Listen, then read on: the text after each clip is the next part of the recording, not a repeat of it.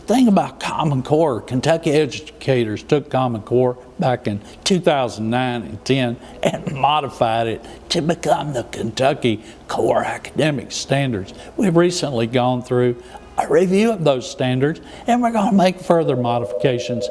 So the important thing for citizens to think about, are these standards helping more kids graduate from high school?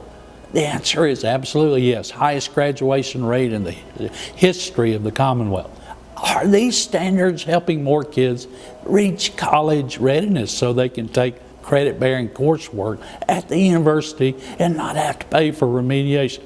Absolutely. We've doubled, more than doubled, the number of high school graduates who are college ready based on these standards. And are the numbers working? It is working in Kentucky because Kentucky teachers are making it work every day, and the overwhelming majority of teachers say, don't make these changes. If we were told by the governor or somebody that we could have to get rid of these standards and start all over, it would cost the Commonwealth about $35 million. So it's a very ineffective thing to say, just get rid of Common Core, because we don't have Common Core anymore. We've got Kentucky Core Academic Standards. Now, a lot of people have talked about repealing it. What solutions have you heard? You know, when people talk about repealing, do they talk about any new standards that could be put in place instead?